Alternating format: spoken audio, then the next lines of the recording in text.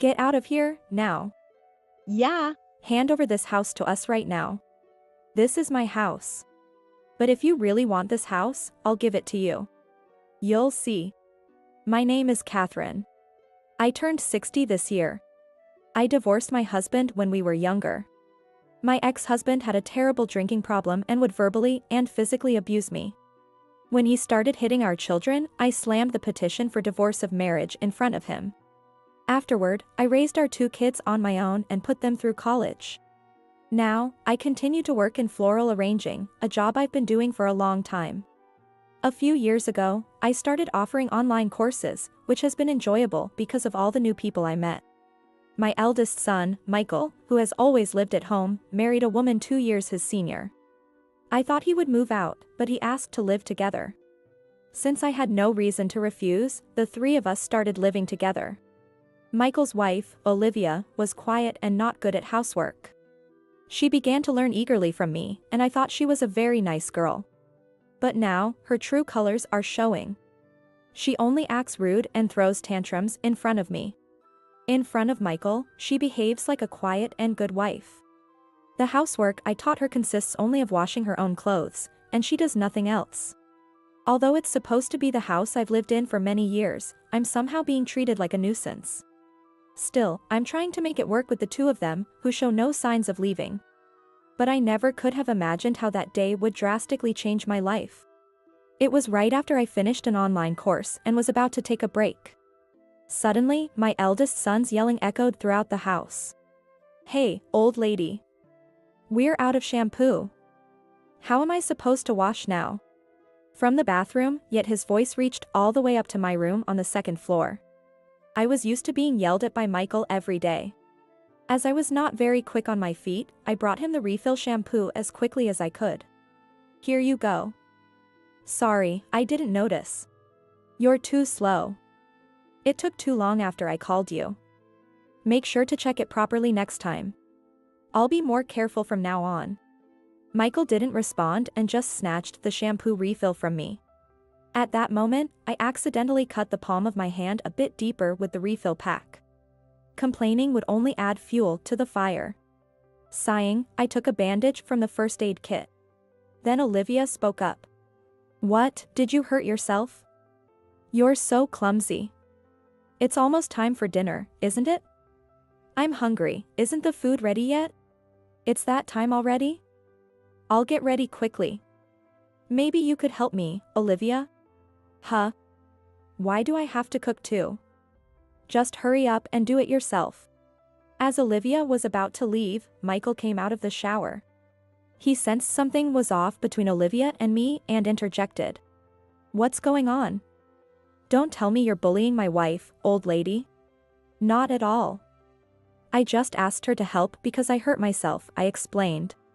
Olivia, changing her tone completely, sweetly told Michael. I knew this pattern all too well and was already resigned. "Is that what she said?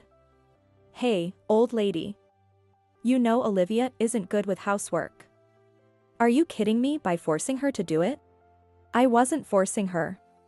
I just asked politely if she could help, and she refused, so I was going to do it myself."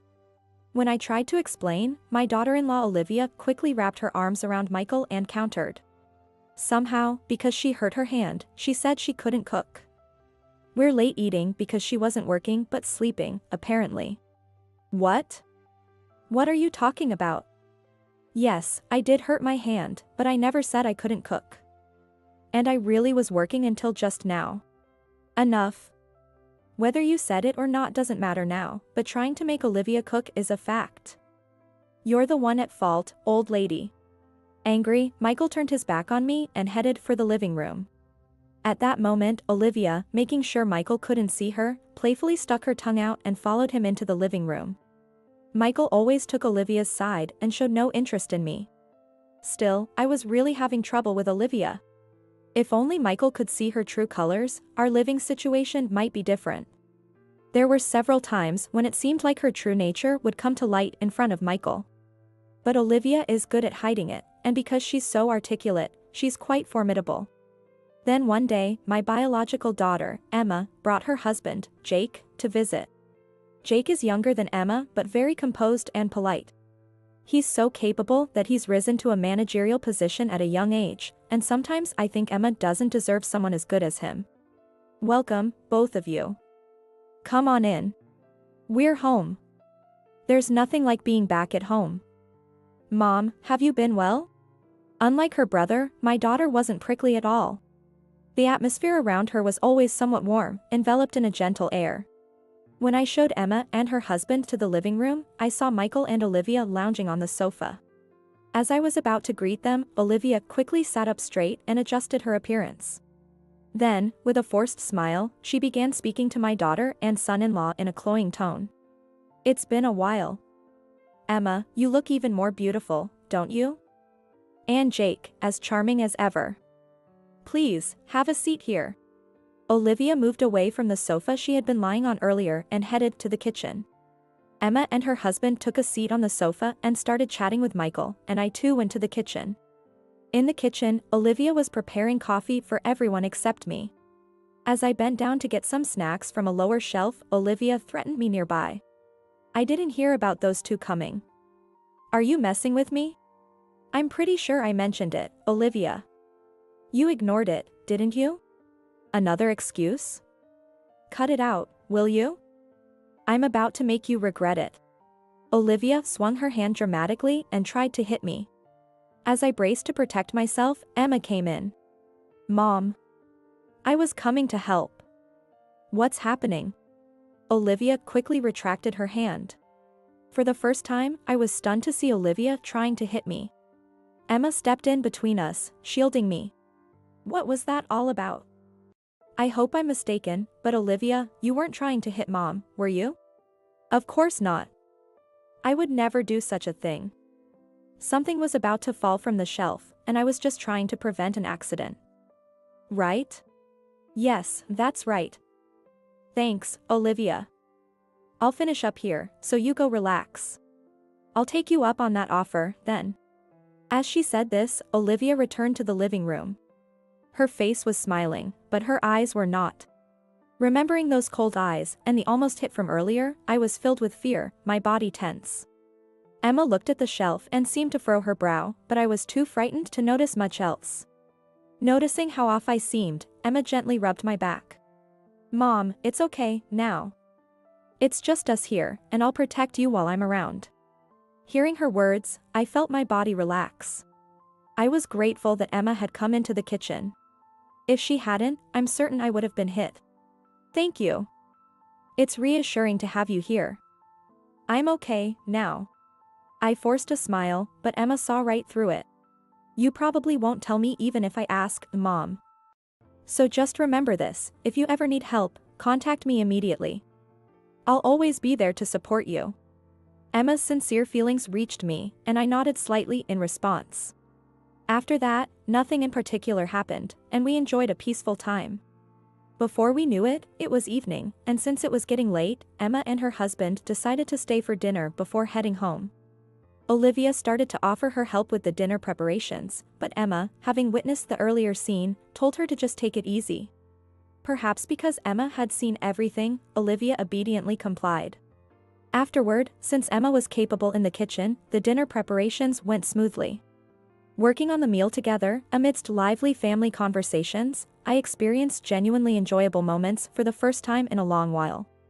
When dinner was ready and we all began to eat, Michael praised the cooking. This is delicious. Emma, your cooking is the best. You're exaggerating. You're making me blush. But I'm still no match for Mom, you know. What are you talking about? No, really. Mom's cooking is incomparable because it's just terrible. I'm happy to have a good meal today. While Michael was insulting me in front of everyone, Olivia was the only one nodding and smiling. Seeing this, Emma and her husband stared at Michael and Olivia with serious expressions. The atmosphere suddenly turned sour, and then Emma spoke up to Michael. You seem to be mistaken, but Mom did all the seasoning. What? Don't lie. It's true. I just helped with the prep and other stuff. Thinking he had been tricked, Michael glared at me. Olivia's smile became strained, and I knew this was a bad sign. That's when Jake, who had been quietly observing, started to speak. I can see why you might be confused, Michael. The seasoning by your mom and Emma is quite similar, so it's understandable. Thanks to Jake, the tense atmosphere softened a bit. Although conversation was sparse for a while, Jake made an effort to start fun discussions and engage everyone, helping to ease the mood. By the end of the meal, the mood had become pleasant again. After cleaning up and seeing Emma and her husband off, a terrifying incident occurred. It was a time of fear reminiscent of my days suffering domestic violence from my ex-husband. Hey, old lady, you really embarrassed me today. Unlike his behavior when Emma and her husband were present, Michael started hurling abuse at me. There's no shame in what happened. Michael, apparently, you called them over to get back at us. I overheard her and Mom talking about it, Olivia lied. Olivia? Emma and I never talked about that. Shut up, old lady. Olivia wouldn't lie. Stop getting carried away. Then, suddenly, Michael kicked me. I rolled on the floor, unable to move due to the pain. Michael's assault didn't stop there. He came over to me and started kicking me repeatedly. As I struggled to breathe from the pain, I did my best to protect myself. All the while, Olivia watched and chuckled as if she was enjoying the scene. You're always useless, and it's infuriating to watch. I thought he said more, but my consciousness was fading, and I couldn't understand clearly. Eventually, Michael seemed satisfied and stopped kicking. Olivia, seeing my battered state, started laughing heartily. The fear I had forgotten from the days of domestic violence with my husband came flooding back, and I started to cry out of fear. Not missing this, Michael and Olivia started laughing even more. What? You're crying. I don't want to see an old lady's crying face. Right, Olivia? Yeah. It's kind of harsh, isn't it? I wanted to leave immediately, but my body wouldn't cooperate. Then, Michael and Olivia delivered the final blow. Old lady. Pack your bags and get out of the house today. Isn't that sad? But I guess you don't want to stay in this house anymore, huh? For a moment, the pain in my body seemed to vanish as my mind went blank. This house is in my name, filled with memories from years of living here. I had never even considered leaving. Got it? Pack your stuff within an hour and get out. From today, this is our house. If you understand, hurry up. Do you want to be kicked again? Faced with Michael's undeniable demands, all I could do was comply. Despite the pain that made it hard to move, I forced myself to start packing. Throughout the packing, tears of frustration wouldn't stop. At the same time, a sense of insecurity about the future and anger towards Michael and Olivia started to rise within me. For the first time, a clear anger towards them surged in me, and I swore to get back at them somehow. Once I finished packing, they threw me out without much conversation. As I wondered what to do next, Emma's face came to mind. I called a taxi and, desperate for help, headed to Emma and her husband's home. When I arrived at Emma's house, the lights were still on inside, so I rang the doorbell. Hearing my voice through the intercom, Emma hurriedly opened the front door. Emma looked shocked, and understandably so. Just a while ago, I had been unscathed, but now I was bruised, carrying large bags. Emma called her husband to help with my luggage and supported me into the house. They helped me out of my coat and laid me on the sofa. Seeing my grave condition, Emma examined my wounds. Her husband brought a blanket to ensure I wouldn't get cold and gently covered me with it.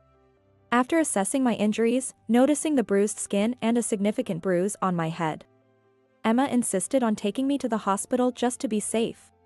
Although it was late and I didn't want to be a burden, I eventually agreed to go to the hospital after being persuaded by Emma and her husband. At the hospital, tests revealed that I had several fractures. Fortunately, there was no damage to my head, but I had to be hospitalized for a few days just to be safe. 3 days later, I was discharged and returned to Emma and her husband's home. I'm so sorry for all the trouble I've caused. I don't even know what to say. Don't worry about it. It's good it wasn't life-threatening. Can we talk about what happened after we left? I really didn't want to tell Emma. But with such severe injuries, hiding the truth wouldn't satisfy them. I told them everything, without holding anything back. All the verbal abuse and terrible treatment I had endured from my eldest son and his wife since we started living together were laid bare. Emma listened silently until the end. Her husband also listened from a short distance away. After I finished, I asked them a favor. I'm sorry to ask, but could I stay just for a few days? I'll look for a rental that I can move into immediately, just until then. I apologized deeply and pleaded with Emma and her husband. Then, to my surprise, they responded with an unexpected proposal. Mom, don't look so sad. While you were in the hospital, Emma and I decided something. Decided what? That you should live with us. Really? Are you sure? Let's live together. I never expected they would offer to live together. Overwhelmed with joy, I burst into tears.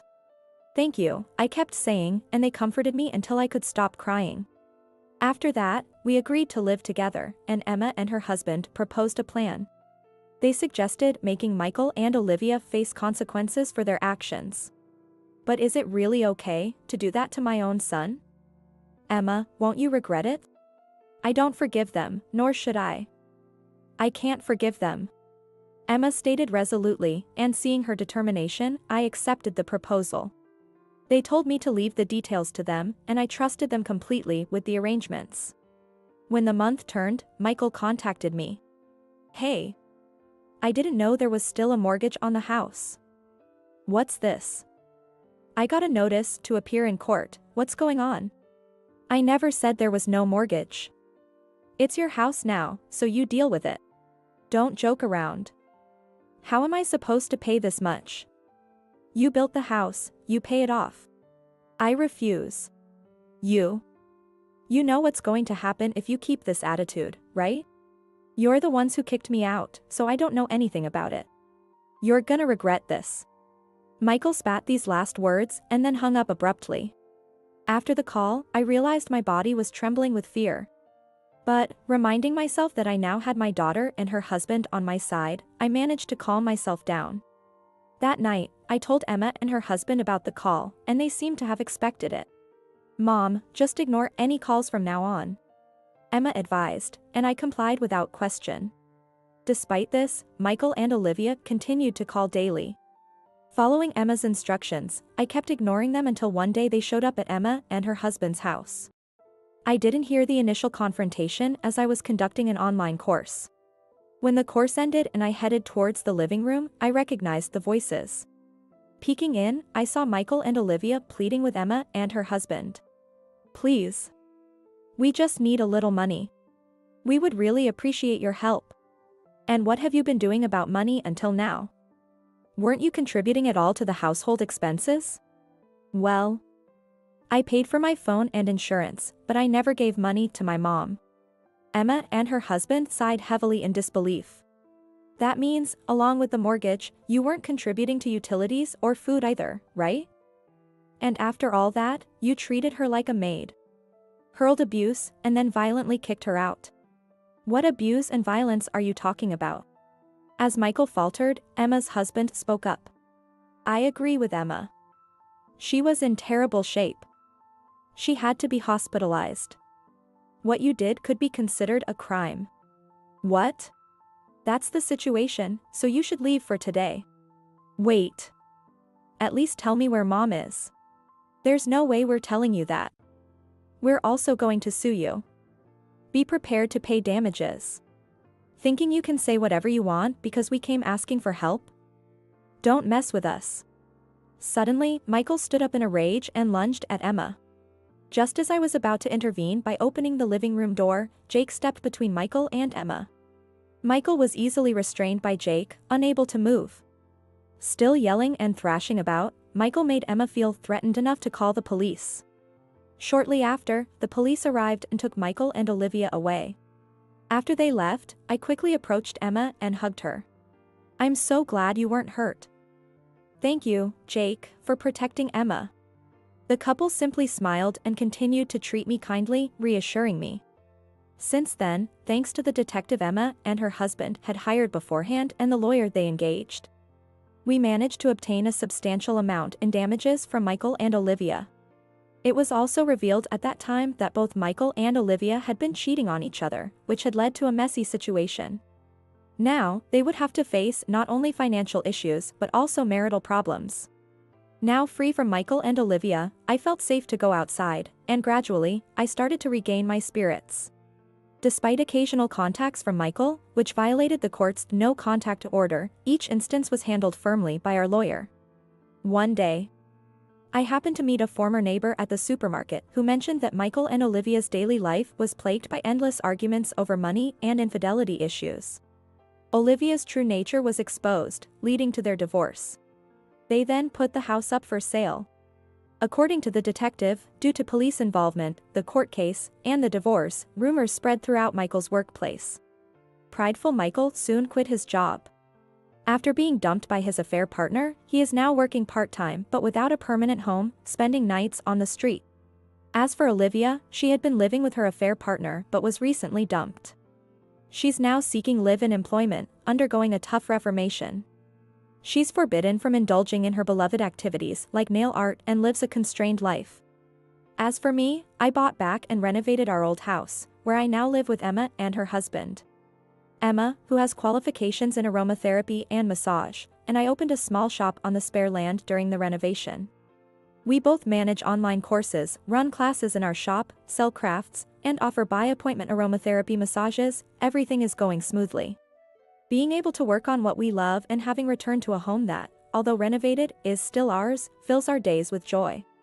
The tasks that Emma and her husband took upon themselves, involving detectives and lawyers, were complex, but they managed everything, allowing us to achieve this peaceful life. Our relationship is harmonious, and recently, Emma shared the delightful news that she's pregnant. I'm looking forward to holding my grandchild and can't wait for the day.